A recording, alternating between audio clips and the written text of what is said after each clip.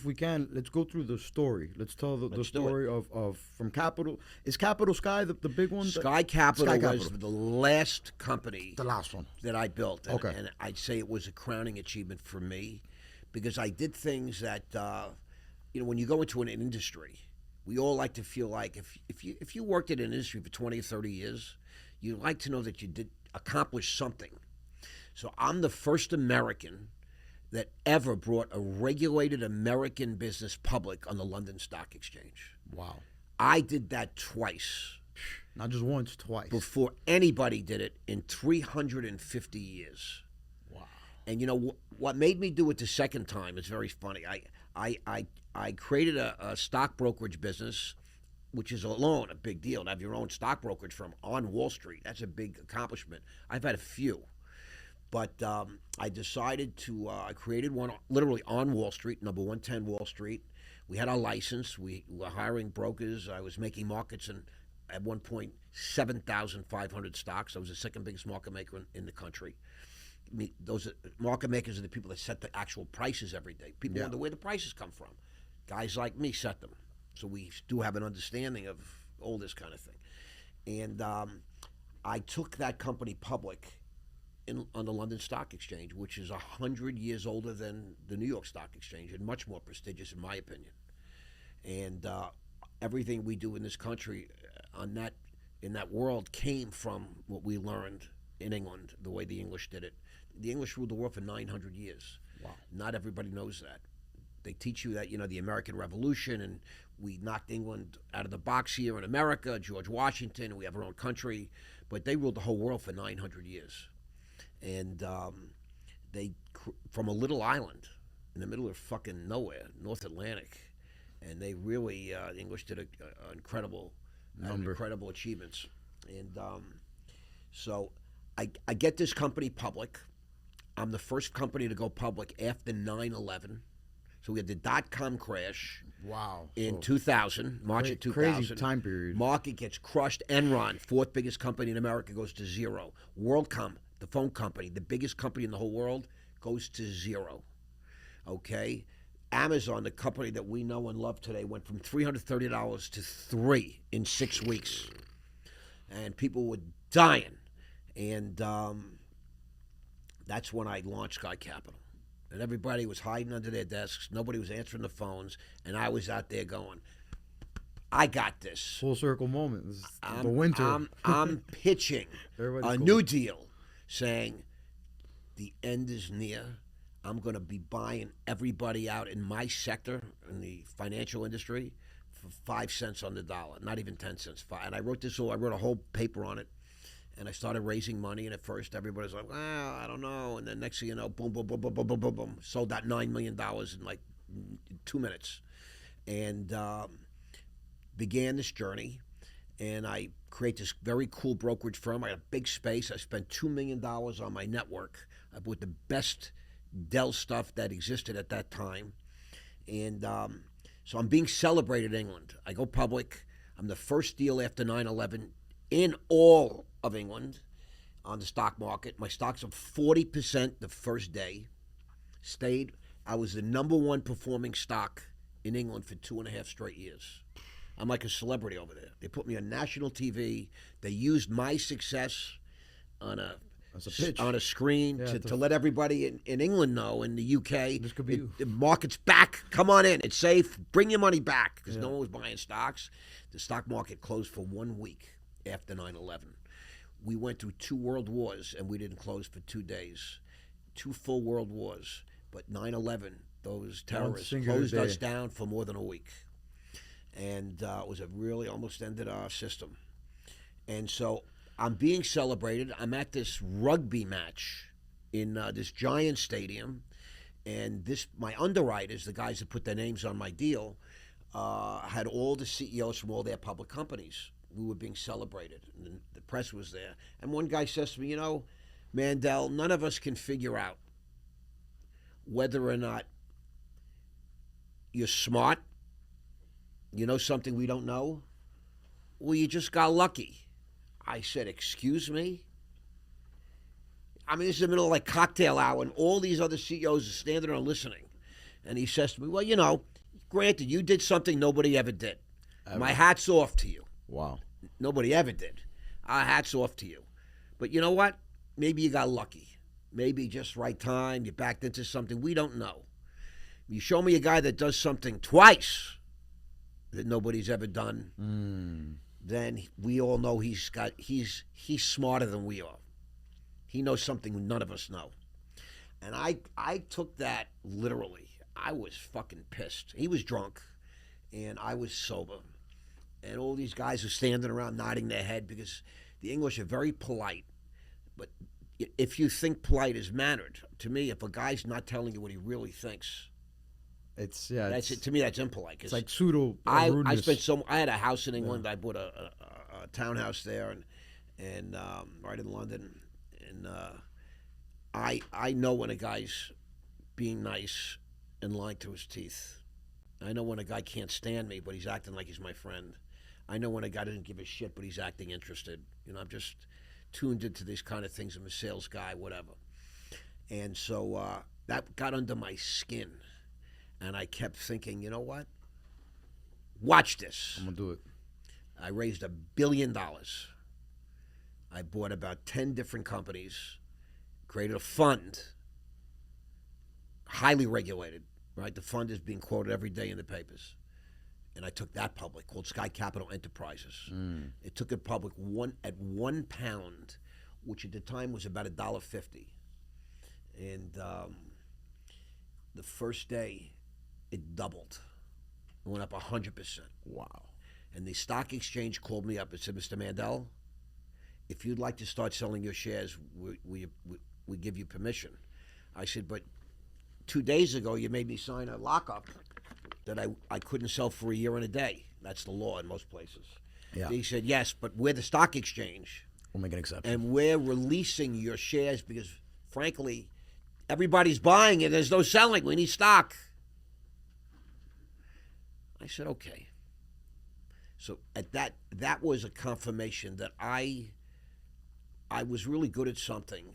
I put my imprint, my name, and then just so you guys all know, in the next year, following my I create a footprint. I showed the world how you to do something in that world, because it was pretty technical and complicit. It wasn't exactly, you know. This is your proof of Let's concept. go public. Yeah, proof of concept. I could do this. It was really something.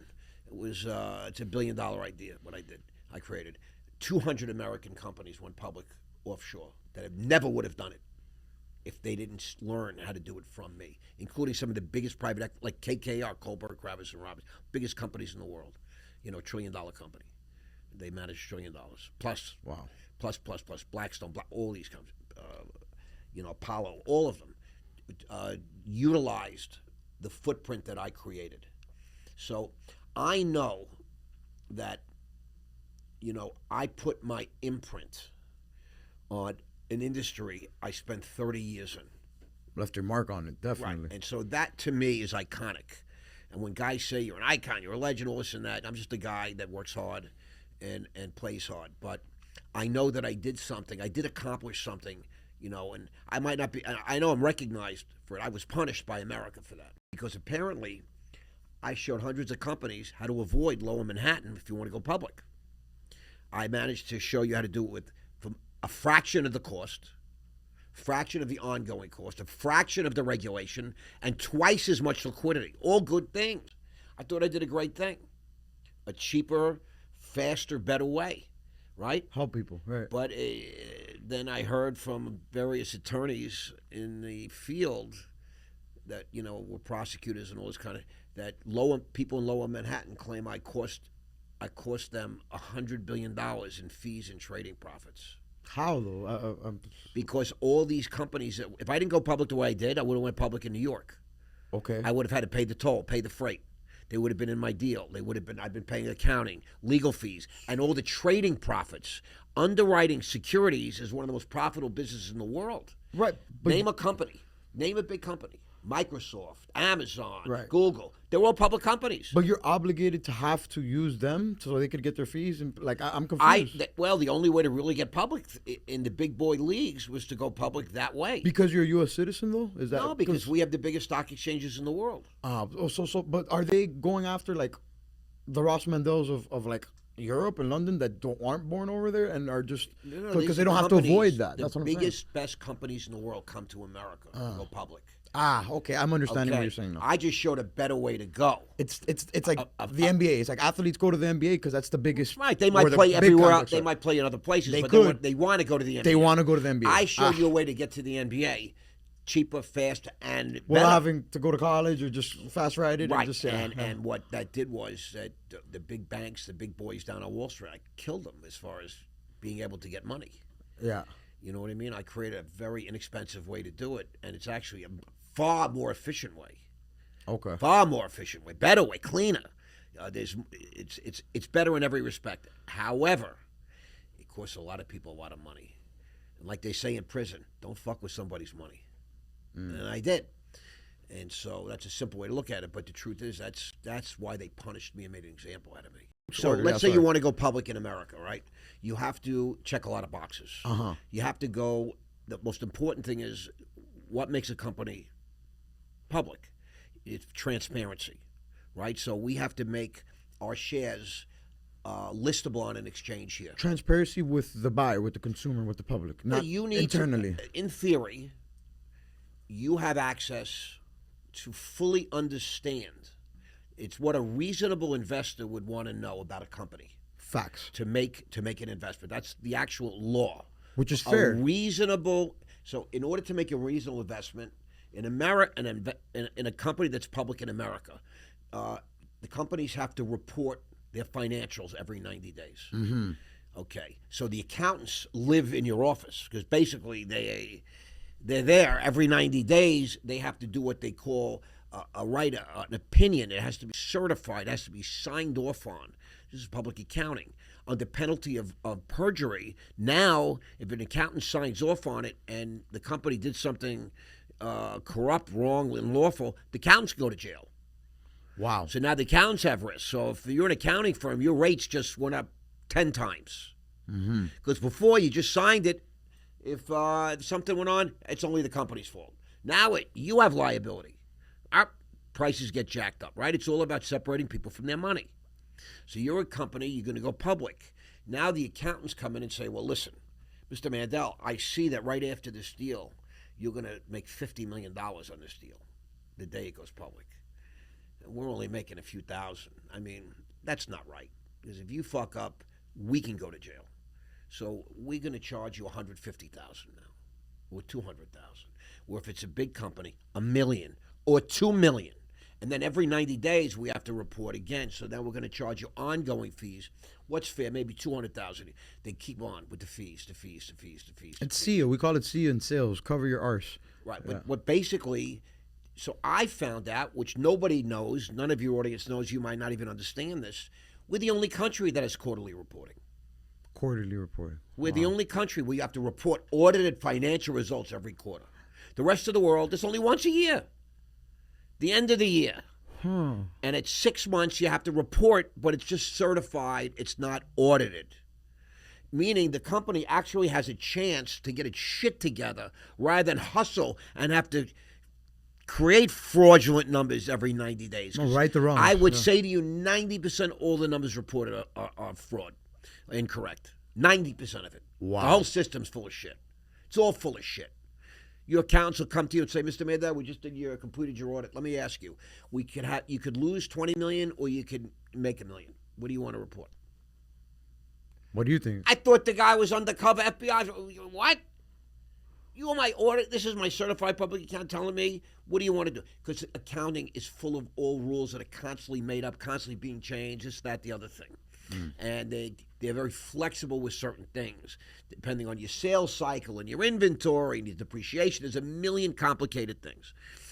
Overseas, the accountants are not so important, are they? They only have to audit once a year. I mean, they're important. You pay your accountant 100, 150. You're not paying them millions. Now, once your company goes public, agrees to go public in America, you have to have an underwriter. Goldman Sachs, Morgan Stanley, J.P. Morgan, Wells Fargo, Citibank, the big boys, little boys, a lot of firms. There's all kinds of rules. Unless you're in that business, you don't understand. And then there's unwritten rules, like I've heard you explain before, like an anchor institution. Is that the same as the underwriter, or different? Yes. So that's very, very important. No, an anchor institution, you really did some homework. I love it. So an anchor institution is something that you won't find that anywhere. It's like, did you see the movie with Jack Nicholson and Tom Cruise? You Can't Handle the Truth. Yes, okay. I've seen Few scenes. Good Men. I've seen That's scenes, one of my favorite movies. A Code Red. Show me, where does it say Code Red in the book? Doesn't say Code Red anywhere. But then he says, show us, how do you get to the mess hall? That's also not in the book. I just follow the other guys. Right? It's just like in prison. They have a mess hall. How do you find the mess hall? Unwritten rule. You just follow the other guys. It's just unwritten rules, right? And in the business of underwriting, banks don't like risk. Even investment banks. They want as little risk as possible because they have money. They hold capital. They want to make as much money as possible. They want to charge you as much as they can, but they want as little risk as possible. You understand? So to make a long story short, when a deal is about to go public, one of the unwritten rules is you have what you call an anchor institution, which I never heard that. I'm in the business 30 years. I never heard that. But now I'm going public in America, and I'm told Fidelity, my anchor institution, is pulling out. Meaning, let's say you go public. The day you go public, your company's public a few hours, and they kill a president. Or there's an earthquake and 1 million people get killed. 9/11. 9/11 is a great one, bro. All those guys that put in for the stock that haven't paid, and the stock goes down 6 points, some institution has to stand there and eat all that. That's called an anchor institution. Crazy. It's sort of like a handshake. Yeah. But now they don't do deals unless they have someone that's willing to swallow that pill. But they get a lot of benefits too. Of course. But you know how it is. Everybody just wants the good. They want to waylay the risk. And so you have a million different ways that the underwriters make money by taking you public. Most of it's trading profits. So it's called the green shoe. This is something, we're getting very technical. So as an underwriter, the regular rules don't apply, just so you know, in underwriting. Meaning I have what they call the hot stock rules. That's like when the stock exchange called me up the first day and said, your stock's going crazy. We'll open it up for you, the exception. The lockup, don't have to hold that. That's a hot stock rule. Got it. Meaning in order to maintain a fair and orderly market, which is a broad term, right? It's fair and orderly to who? Mm-hmm. Right? To those who are right. yeah. Like, it's, I'll give you an example. In the law, they do this. They can make mistakes in the law and say, well, they don't matter. These mistakes don't matter. Can't think of the legal term. It'll come to me. And my wife's like, what do you mean? These mistakes do matter. When they apply the wrong thesis theory of law and they didn't overturn my case. And they call it harmless error. Harmless error. That's in the law. Well, we did make a mistake, but we believe it's harmless. You took away my whole life. You took $65 million from me. Crazy. You killed me. You're putting me in prison, taking away my liberty, and you're calling it a harmless error? Harmless to who? You fucked up. My wife's going, harmless? Harmless to who? Go fuck yourself. Really. That's, but the powers that be are so corrupt. They become so corrupt, they have a term called harmless error. Yeah, we made a mistake, but harmless error. I said, harmless to who? What? You just took away my life. But you made 1 million mistakes, but you're saying all your mistakes are harmless. If I made a mistake, you put me in jail for 12 years. What? I didn't even make a mistake. You know how many harmless errors there were on my case? Like 30. It's the biggest scam in the world. I'm on American Greed. I don't know if you had a chance to watch it on Peacock TV. I can't right now. And you get it for $5 if you subscribe to Peacock TV. It's I saw that, and I also saw the pilot for the unreleased reality show, or the 10-minute or 5-minute. Facing Life. Yeah. Yep. And just so you know that people watch American Greed. I've watched it like 7 or 8 times. You can't figure out where's the crime. Every other American Greed you watch, guy breaks the law. Guy's stealing. Guy's lying. It's clear. Guy's, Yeah. My American Greed is called The Sky's the Limit. It's the finale of season 9. I get a letter in jail. I'm in federal prison in 2015. Your case has been deemed the most important case in the United States in 2011. That was the year of my trial. Wow. And we're doing an episode on filming an episode of American Greed right now, and we want to give you an opportunity to participate. I'm in prison already. You know, they don't want to give you any. All they want to do is find a way to put another nail in your coffin. So I was advised not to. My lawyer. You're in prison thinking this is not going to help my situation. It can't help. It can only hurt. It can't. It's only going And to be worse. Without me saying anything and making me look bad, because then they'll let editing and they twist whatever. They could still use They used just what they had. Public They had nothing. stuff that The was government had nothing on me. public, It did exactly. nothing wrong. I did nothing and wrong. these guys are just making entertainment. They're not even. Right. They're just trying to get a bag off this. But they're also entertainment. trying to find a way to put a spike in your neck. Right. And the one guy they had that lost money, he wasn't even my customer. I met him twice. I tried to keep giving him back money to settle with him, and he kept accepting. It's almost like Me Too. Yeah, Me Too. You know. The whole thing is a scam. So they really, I'm a victim of lawfare. I don't want to say the first victim because this particular district in New York is very corrupt. It's known for being very corrupt. It's not me just saying that. This is everybody in the law, the lawyers, the prosecutors, the government. Everybody knows the Southern District is the most corrupt, outrageous district in the United States under the heading of law. Of Department of Justice. Clear for quotations. You got to be kidding me, right? So, getting back to the underwriting, so you have what you call a green shoe. So let's say I'm going to take the company public at 10. That 10 includes commissions and all kinds of fees and everything else. The actual cost to the underwriter is like $850. A little bit under. Yeah, well, $850 to 10 is $1.50, is Right. about 15%, right? I'm using easy number, about 15%. Yeah, so for example, They're getting stock at a discount, 15% below the market. Well, that's big. Imagine you're underwriting Facebook or Google. that 15% Apple, is huge. Apple, Yeah, 15% of. That's why the deals keep getting bigger and bigger and bigger. billions. 15% of $100 billion deals, $15 billion. So understand how big these trade now. Apparently, iCost, Lower Manhattan, $100 billion. You can quickly see how the fees add up.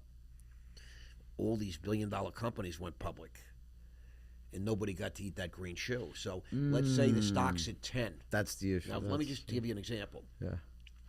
IPOs typically, what an IPO means, it's a company, a private company that goes to the public for the first time.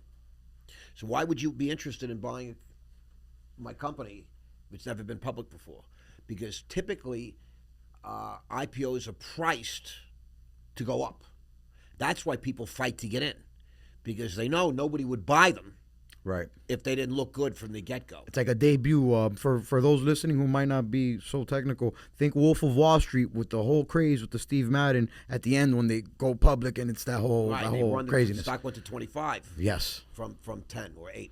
But to make a long story short, so imagine you have this green shoe, right? So you have a $10 stock, and the underwriter gets it 15% below the price. And they run the price from 10 to 15 or 20. The underwriter is selling stock to the public at 20. Crazy. It came out at 10. Now it goes up to 20. They have the right to buy the stock for $850. 15% below the price. That's crazy. Do you understand what a money machine the game is? Yeah. It's a fucking money printing machine. It's a license to print money. And it's a cheat code. Yeah. It's You understand? I used to say all my life, God forbid I ever had to get a real job. And I had to work for a living. It's a printing press. Now the rules are tightening up this stuff, but the firms still get this green shoe. So that's why they run the prices up. The investment banks buying the stock for 15% below the offering price, and they're selling it to the public, making buku dollars, real money, sick money. And they say that I created a footprint that allowed firms to go public around the world, and this way the banks in Manhattan didn't get a chance to wet their beaks. So somebody put in a call over to the Department of Justice, over to the couple of prosecutors in Lower New York, just like they did to Trump. And all of a sudden, I'm getting indicted. And they said I manipulated I manipulated the London Stock Exchange. That's what they said. The London Stock Exchange came to my trial and said, Mr. Mandel didn't do anything wrong. He did nothing wrong. There's no violation. There's not even a regulation violation, let alone breaking a law. Just play the game. These are the people that run the London Stock Exchange that keep law and order on the compliance. Head of compliance for London Stock Exchange came to my trial, physically came. And these two prosecutors, this prosecutor in Lower Manhattan's claiming that I manipulated the London Stock Exchange. And I did, because that was my job in London. Just like when I drove my car in London, I drove on the other side of the street. Because that's the law over Because there. I'm in London. That's the law. And I'm dealing with London traffic. I was not accused of ripping off any Americans. I don't have one lawsuit, not one. I'll give you an example. Jordan Belfort, Wolf of Wall Street, you mentioned him earlier. Yeah. Got out of prison, he had 200 lawsuits. Wow. He has investors that lost money. They have their own Facebook page. Man, They from have an people. Instagram This is page. lawsuits from actual They owe over humans. $100 million. He owes $100 million still to this day. He owes over $90 million. Jesus. You know how much I owe victims? Zero. Wow. Zero. Because a couple of prosecutors in Lower Manhattan decided that I manipulated the London Stock Exchange while I was in London, obeying on London law with only non-Americans as customers. Does that make any sense? Wow. It's a hit job.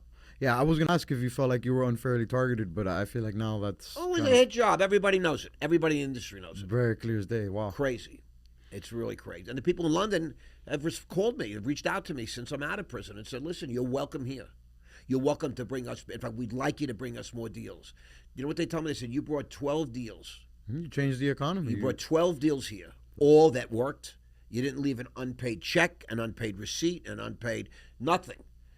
Every single thing you did was law-abiding. We don't have one complaint. We don't have one lawsuit. We don't have one problem with you.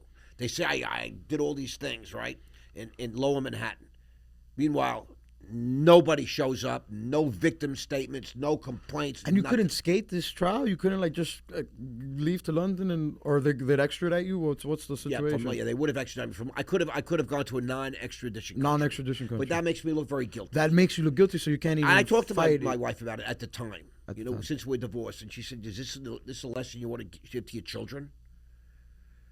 Did you rob these people? I could have made a deal and got no jail time.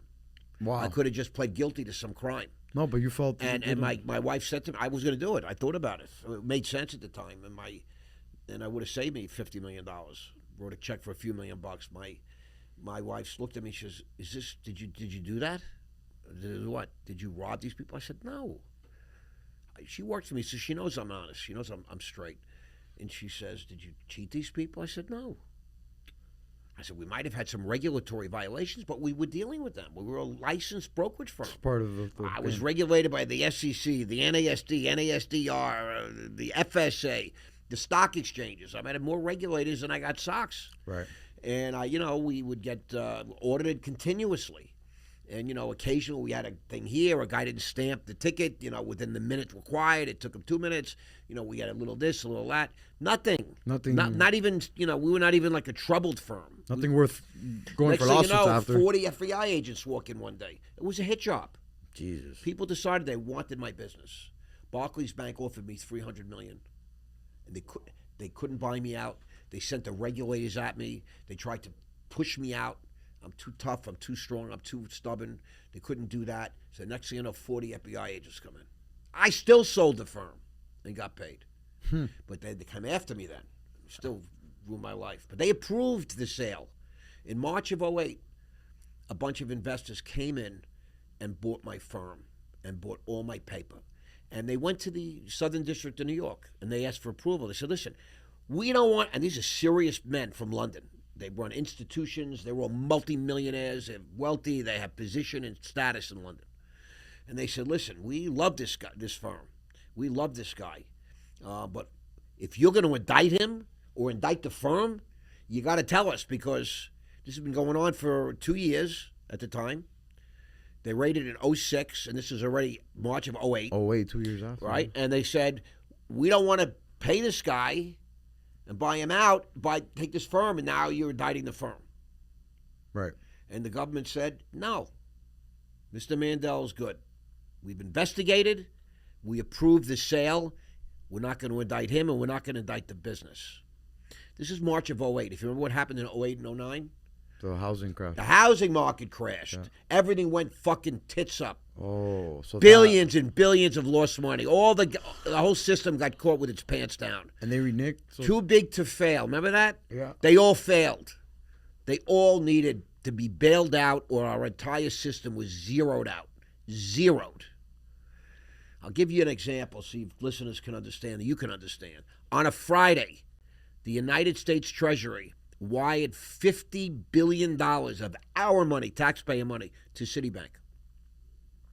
On a Friday, $50 billion left the United States Treasury, went into Citibank's account. On Monday, all the rating agencies rated Citibank. Do you know what they valued it at? $50 million. $20 billion. Oh, 20 billion. Oh, wow. They got $50 billion in cash on Friday. Monday night, they were valued at $20 billion. That means they were negative $30 billion. And that's what all the banks were. All of them. Every one of them needed to be bailed out. Because they stole, they raped, they pillaged, and they got caught with their pants down. Guess what? Sky Capital didn't have a problem. But I sold the company March of 08 with the government's approval. I'm in the clear. The words my lawyer said to me is, I've always treated you like a big boy because you are. I've been very tough on you.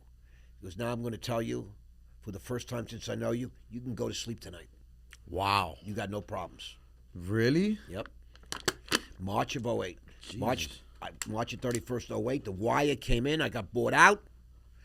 And April 1st, I was free of Sky Capital. Within a year, the new buyers came in, and they put $10 million of fresh capital into Sky Capital, the company they bought. And the company, I sold it to them, they had capital. They were in good standing, never a problem, even with all the government interference. They put $10 million of clean capital in. In less than a year, they were out of business. What? Because you just can't buy a brokerage firm and think that you run it. It's a very tough business. You got to know what you're doing, and it looks easy from the outside. Yeah, when the market's going up, it's easy. When the market's going down, if you don't understand the game you're in, you're going to be taken out.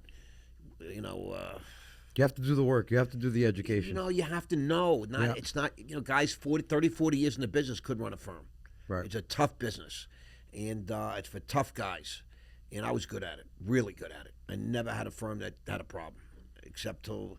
So then, after all the crap with 09, 08 and 09, all the too big to fail, the SEC went around and they bragged on national television and all the national.